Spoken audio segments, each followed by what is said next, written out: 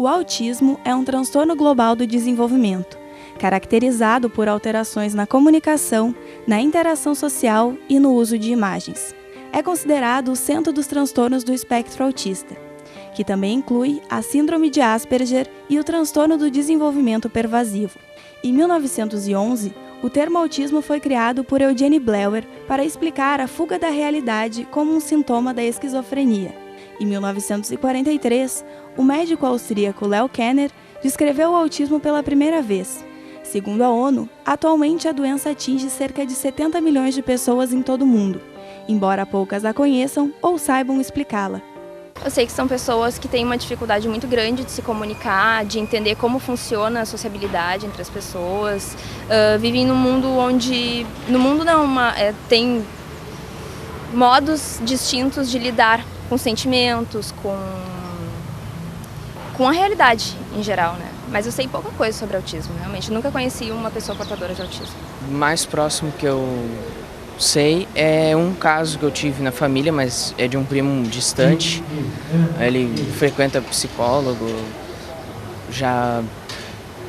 mas eu não tenho muitas informações assim a respeito. Até gostaria de saber mais. O que eu sei em termos gerais é que é uma dificuldade de interação com o meio ambiente, com as pessoas. São pessoas aparentemente com uma fisionomia normal, mas que elas vivem num mundo paralelo. Elas não aceitam assim, contato com outras pessoas e não podem sair da rotina.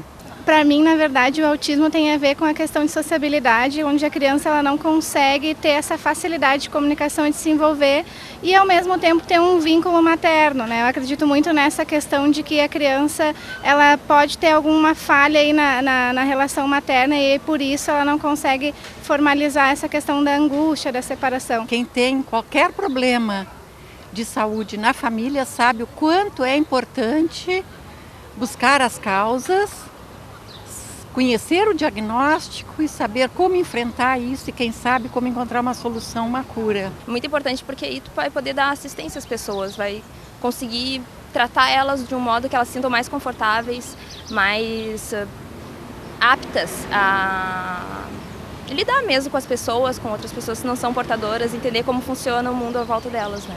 Acho bastante importante para saber lidar com as diferenças também, né, na sociedade, conseguir entender outras formas, né? A gente poder conhecer para poder respeitar também. O aumento dos casos de autismo ao longo dos anos levou ao surgimento de diversos estudos sobre o assunto. O resultado de muitas pesquisas mostra que tanto fatores genéticos como ambientais estão envolvidos com a etiologia do transtorno.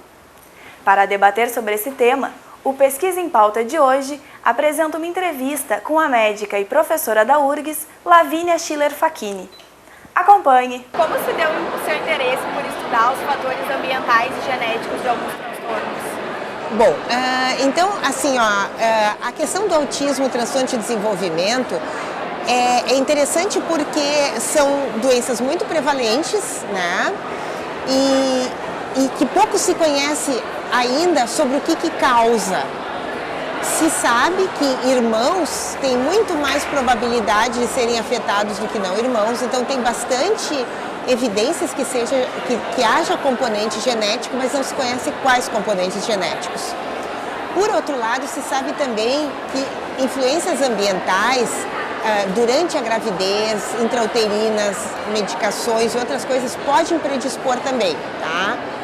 Então, daí surgiu o interesse de a gente poder contribuir, especialmente na população brasileira, que se sabe menos ainda, a gente poder entender melhor o que é genético, o que é ambiental e poder ajudar essas famílias. E como são realizadas as pesquisas e com que grupos de sujeitos elas são realizadas? Nós temos trabalhado, então, com diversos grupos. Um desses grupos são crianças que têm diagnóstico de autismo e que são originários do Hospital de Clínicas de Porto Alegre, onde tem um grupo que pesquisa, são originários de algumas escolas especiais também. Essas pessoas são incluídas com suas famílias. Nós fazemos uma investigação que procura verificar, fazer um questionário grande sobre todas as variáveis ambientais e também procuramos aí a informação genética analisando o DNA e especificamente genes que se manifestam, que têm influência no desenvolvimento do cérebro, na produção de neurotransmissores e assim por diante. E exatamente o que são os transtornos do espectro autista e quais são eles? Então, assim, o que são os transtornos do espectro autista de uma maneira geral? São crianças ou indivíduos adultos, mas se manifesta na infância, geralmente a partir dos 3 anos de idade, e são caracterizados por pelo menos alguns domínios importantes, que a gente chama. O que são domínios? Dificuldade de comunicação importante, tá? Também movimentos repetitivos, tá? Dificuldades na linguagem e também na interação social, tá? Então, esses domínios diferentes, eles vão ter maior ou menor expressão em diferentes aspectos. Algumas vezes essas crianças têm retardo mental, algumas vezes não, tá? Então, o que a gente conhece mais do autismo é dificuldade de interação, de comunicação, né? De poder estabelecer um vínculo afetivo. Esse é o autismo clássico. Depois tem outras variações. Uma é o transtorno que se chama transtorno de Asperger. O transtorno de Asperger é mais ou menos conhecido porque geralmente os indivíduos afetados mantêm uma boa capacidade de raciocínio, de linguagem, mas tem um comportamento um pouco mais isolado socialmente, tem algumas características. Então, por exemplo, há sugestões que talvez o Einstein tivesse Asperger, e talvez o Bill Gates tenha Asperger. Nós não sabemos porque não são pacientes nossos, mas são pessoas que se desenvolvem bastante, costumam ser inteligentes num interesse mais ou menos restrito.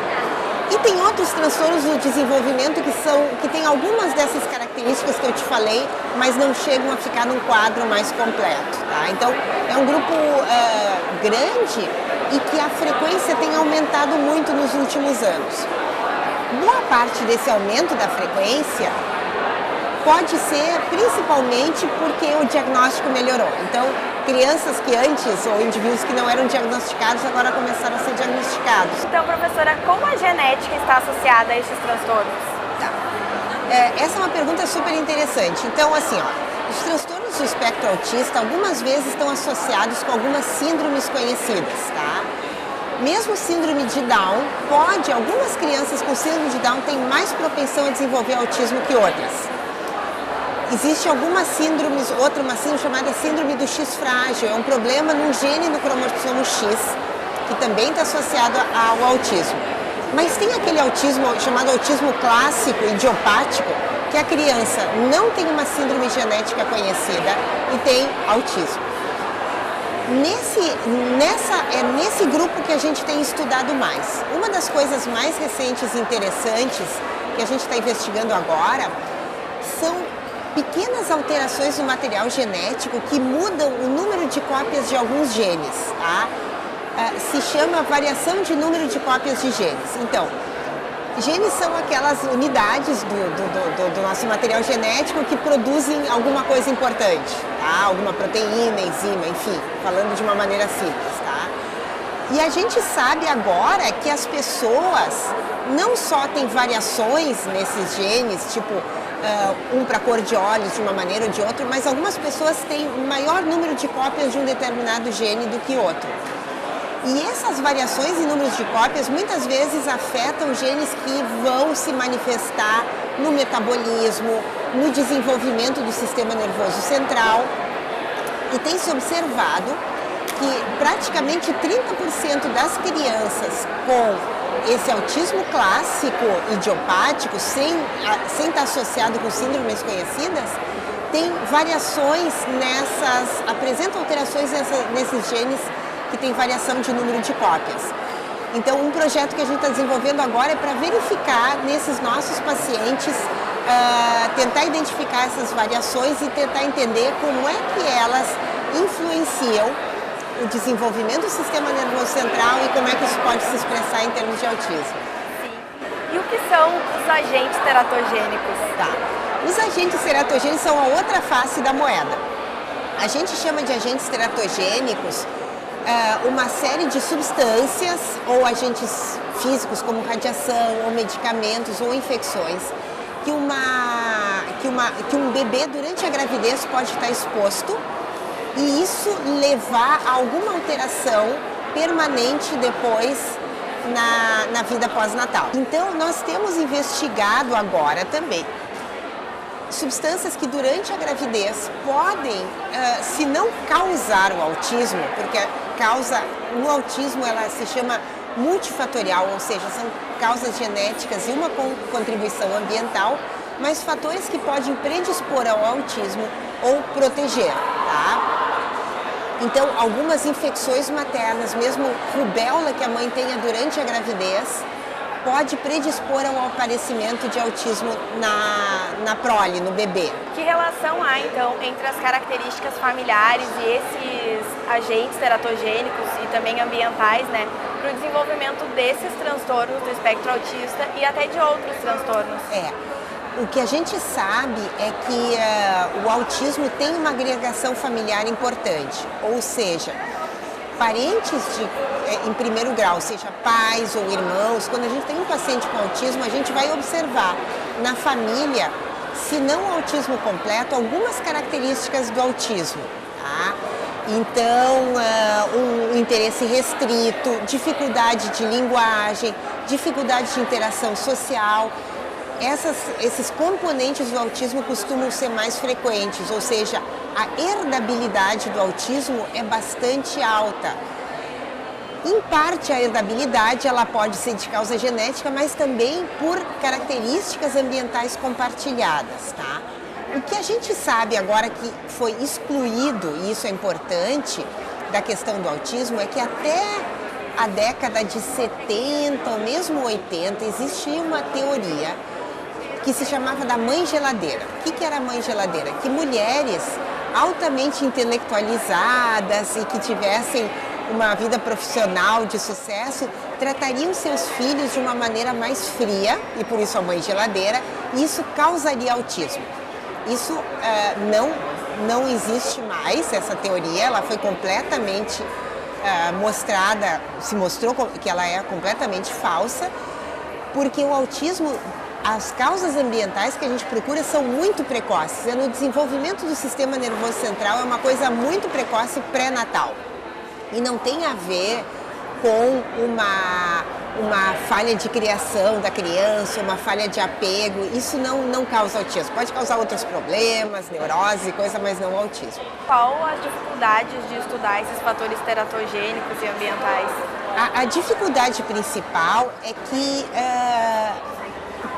o fator teratogênico, a gente pode fazer modelo em animal, mas a gente não pode pegar pessoas humanas e vamos dar remédio para essas mulheres grávidas e para essas não e ver o que acontece. Então, a gente se baseia em histórias de pessoas que usaram uma determinada substância no passado, tá? Mas as pessoas não são modelos experimentais, é o problema de várias questões de exposições ambientais de uma maneira geral, que é um problema que a gente chama de epidemiologia, ou seja, um ser humano pode ter tomado uma medicação durante a gravidez, uma mulher, mas ela pode ter usado cigarro, álcool, ela trabalha em um determinado lugar. Então, isolar todos esses fatores que podem contribuir para um fenótipo é muito difícil, a gente precisa ter amostras muito grandes. Às vezes é difícil tu comprovar ou tu refutar alguma situação porque a gente tem limitações metodológicas. Esse tipo de trabalho, então, aos poucos a gente vai delineando baseado em estudos experimentais em animais, em ter amostras grandes e tentar separar todos esses fatores de risco. Então é trabalho para anos, né? Sim. E que principais informações a senhora acha que falta à sociedade sobre o autismo e que ideias e noções a população em geral já tem sobre ele? Isso. Então, assim, noções errôneas, tá? Então, tinha uma época que se imaginava que vacinar crianças poderia predispor a autismo. Isso está completamente errado. O que acontecia é que a idade que se começa a reconhecer os sintomas do autismo, que é em torno de 3 anos de idade, que é quando a fala deve estar estabelecida e coisa assim, é mais ou menos uma época, um pouco, 2 anos, 2, 3 anos, é uma época que o calendário de vacinação está se estabelecendo. Isso foi afastado também. Mas ainda tem muita ideia de que o autismo é culpa dos pais ou das mães de terem criado maus filhos, que isso está errado. E um desconhecimento que é uma alteração que pode ser tratada. A gente não tem cura, mas pode ser tratada através de um atendimento especializado por psicologia, por fisioterapeuta, por fonoaudiólogo, por musicoterapeuta, que melhora muito a inserção dessas crianças dentro da sociedade, por médicos com algumas medicações que podem ajudar e que essas crianças podem ter um desenvolvimento dentro da sociedade muito, muito grande. E como são as suas pesquisas de genética médica populacional? Bom, a genética médica populacional é uma outra área super interessante. Imagina, o Brasil tem quase 200 milhões de habitantes. As doenças genéticas, elas parecem ser muito raras. E quando tu tomares algumas doenças individualmente, realmente elas são raras. Tu pode dizer, nossa, isso acontece em 1 para 100 mil. É raro. Então, tu não vai esperar que o Brasil, que tem uma população tão grande, vá determinar políticas de saúde. Agora, a genética médica populacional mostra o quê? Que essas doenças não estão espalhadas 1 para 100 mil. Não é assim que 1 para 100 mil, então em cada população que tenha 100 mil habitantes eu vou ter lá um paciente só. Não. Como as doenças genéticas, elas muitas vezes têm agregação familiar e a gente sabe que as populações de uma maneira geral, mas especialmente no Brasil, que tem dimensões muito grandes, costumam ter alguns isolados. O que são isolados? Populações que estão num determinado local e que têm uma distância geográfica muito grande das outras, ou porque culturalmente estão ali isoladas e vão se casando entre si. Então, tu pode ter doenças que são muito raras no planeta inteiro. De uma maneira geral, se tu dividir a frequência, o número de pacientes por toda a população brasileira, vai dizer, é rara no Brasil, mas em uma determinada população pode ser muito prevalentes, tá? Então, nós temos estudado principalmente isso, grupos populacionais que, isolados geograficamente ou culturalmente, que têm uma prevalência muito alta de uma determinada doença. Como foi a pesquisa em relação ao caso dos gêmeos de Cândido Godói? Os gêmeos de Cândido Godói entrou dentro dessa questão maior da genética médica populacional. Agora, se você vai pensar o seguinte, gêmeos não é bem médico no seguinte, porque ter gêmeos é uma coisa boa, não é uma doença, né? Realmente, eles têm uma prevalência alta de gêmeos, mas o que aconteceu lá? Apareceu há uns 3 anos atrás uma teoria conspiratória que apareceu na mídia, jornais e coisas assim, dizendo que aqueles gêmeos tinham sido criados por um médico nazista, Joseph Mengele, que teria criado lá, feito experimentos genéticos com aquela população e por isso tinha um número alto de gêmeos. E nós fomos procurados por próprios, a Universidade Federal do Rio Grande do Sul, legal, foi procurado, o Hospital de Clínicas foram procurados por um vereador da cidade que queria saber se a gente teria uma explicação lá por que tem tantos gêmeos, tá? Esse trabalho já vinha sendo desenvolvido há mais tempo, até por uma colega nossa, a Úrsula Matti, e aí nós fomos lá e mostramos que o que acontece lá é uma dessas questões demográficas, que a gente chama de efeito fundador. As primeiras pessoas que chegaram lá tinham uma predisposição genética a ter mais filhos com gêmeos, tá? Maior número de gêmeos, e aí nós pesquisamos registros de batizados e coisas, e mostramos que as famílias, fizemos heredogramas, que é os pedigrees das famílias, os mapas das famílias, mostramos que eles têm gêmeos desde o início do século XX, que é até onde a gente conseguiu ir com o registro histórico e populacional deles. E também identificamos algumas variações genéticas que predispõem ao aparecimento de gêmeos. Até que ponto a senhora acha que a sabedoria popular e a cultura, elas podem nos ajudar a criar esses entendimentos equivocados em relação há algumas doenças, alguns problemas de saúde, principalmente genéticos. E eu diria mais, esse entendimento popular, ele cria entendimentos equivocados, mas também nos ajuda a entendimentos corretos, tá? Porque algumas vezes a ideia, alguns mitos se revelam verdade, tá? Como é que eu vou te dizer isso? Vamos voltar para a história dos teratógenos, que é muito interessante. Existia um mito que a mulher que leva susto ou tem problemas durante a gravidez tem mais chance de ter filho com malformação. Isso parecia ser um absurdo. Atualmente se sabe que estresse materno agudo aumenta uma quantidade de hormônios que podem aumentar o risco de algumas malformações congênitas, tá? Lá em Cândido Godói, havia uma ideia de que a água poderia predispor ao aparecimento de gêmeos. E o nosso estudo mostra que talvez haja uma interação entre a água de poço e as predisposições genéticas deles. Então nós estamos tentando investigar dentro da água se existe algum... Porque se sabe que para gemelaridade a alimentação rica em alguns tipos de hormônios e outras coisas pode predispor ao aparecimento de gêmeos também, tá? Então há uma possibilidade dentro dessa cultura popular que a gente deve investigar sempre, que pode ter fundos de verdade que só depois a gente vai identificar, né? Então, professora, teria mais alguma colocação que a senhora gostaria de fazer a respeito das suas pesquisas? Essas nossas pesquisas, que são muito interessantes, que eu acho que é um espírito da Universidade Federal do Rio Grande do Sul e do Hospital de Clínicas, elas conjugam a pesquisa básica em laboratório com uma parte que vai, então seria tipo salão de iniciação científica, né? Com projetos de extensão também, né? Nós estamos no salão de extensão porque esse nosso conhecimento sobre teratógenos, nós temos um serviço de informação sobre teratógenos. Então qualquer mulher grávida, médico, qualquer pessoa da população pode nos perguntar sobre isso que a gente estava conversando. É um serviço gratuito oferecido pela universidade e pelo Hospital de Clínicas, né? Então essa ideia de conjugar pesquisa, assistência, né, que é a extensão, e isso reverter em bem do aluno, que é o ensino, essas três coisas virem juntas e não separadas. Então assim, não é que uma universidade tem que se destacar pela sua pesquisa, acho que tudo tem que vir junto. Acho que a Universidade Federal do Rio Grande do Sul está indo muito bem nesse aspecto. É isso, professora, muito obrigada pela entrevista.